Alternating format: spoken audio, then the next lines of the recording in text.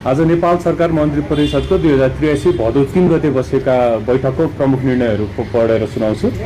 सर्वप्रथम प्रधानमन्त्री तथा मन्त्री परिषदको कार्यालयमा छ सफ्टवेयर विकास तथा सञ्चालन समिति गठन आदेश 2083 स्वीकृत गर्ने। अर्थ मन्त्रालयबाट त्रिभुवन अन्तर्राष्ट्रिय विमानस्थलमा एयर ट्राफिक कन्ट्रोल सुधार सम्बन्धी परियोजनाका लागि जापान सरकारबाट प्राप्त हुने नेपाली रुपैयाँ करिब 2 अर्ब 73 करोड अनुदान सहायता स्वीकार गर्ने। गृह मन्त्रालयमा 2083 भदौ 4 र 5 गते भारतमा आयोजना हुने joint working group JWG on border म्यानेजमेन्टको 14औं बैठकमा सहभागी हुन गृह मन्त्रालयका सहसचिव नेतृत्वको प्रतिनिधि मण्डललाई भाग लिन स्वीकृति प्रदान गर्ने। अर्को परराष्ट्र मन्त्रालयबाट छ एसियन डिजास्टर प्रिपेयर्डनेस सेन्टरको सब सेन्टर शाखा नेपालमा स्थापनाका लागि स्वीकृति प्रदान गर्ने। परराष्ट्रबाटै अर्को छ संयुक्त राज्य अमेरिकाको न्युयोर्कमा आयोजना हुने संयुक्त राष्ट्र सङ्घको 81औं महासभामा सहभागी हुन माननीय परराष्ट्र मन्त्रीको नेतृत्वमा नेपाली प्रतिनिधि मण्डललाई स्वीकृति प्रदान गर्ने। अर्को शिक्षा तथा खेलकुद मन्त्रालयबाट छ प्रारम्भिक बाल विकास सहजकर्ता विद्यालय कर्मचारी र विद्यालय सहयोगीका लागि सङ्घीय सरकारले हाल उपलब्ध गराउँदै आएको पारिश्रमिक अनुदानमा मासिक रु 5000 का दरले वृद्धि गर्ने।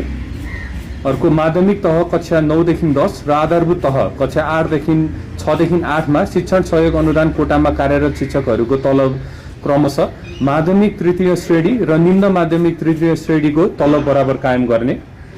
अर्को संस्कृति पर्यटन तथा नागरिक उड्डयन मन्त्रालयको छ नेपाल सरकार र साउदी अरेबिया बीच द्विपक्षीय हवाई सेवा सम्झौता गर्न स्वीकृति प्रदान गर्ने। अर्को भुक्तानी तथा फर्चुट ऐन 2075 लाई संशोधन गर्न बनेको विधेयक संघीय संसदमा पेश गर्न स्वीकृति दिने। अर्को नागरिक लगानी कोष ऐन 2047 लाई संशोधन गर्न बनेको विधेयक संघीय संसदमा पेश गर्न स्वीकृति दिने। र अन्तिममा सहसचिव श्री कमल प्रसाद भट्टराईलाई राजपत्राङ्कित विशिष्ट श्रेणीमा बढुवा गर्ने र मुख्यमन्त्री तथा मन्त्री परिषदको कार्यालय बागमती प्रदेशको प्रमुख सचिव पदमा पदस्थापन गर्ने। आजको निर्णय यही रहेका छन्। त्यो त त्रिभुवन विश्वविद्यालयलाई हामीले पूर्ण अधिकार दिएका छौँ, उहाँहरूले काम गर्दै हुनुहुन्छ। यसमा हाम्रो भिसिजीसँग कुरा भइरहेको छ।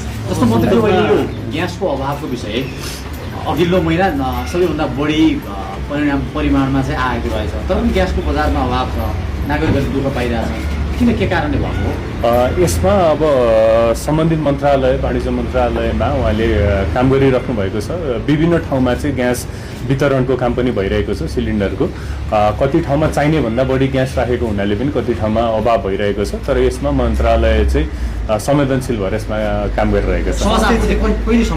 यो हुँदैछ, तपाईँले भनिहाल्नुभयो होइन, यो सहज हुँदै गइरहेको छ।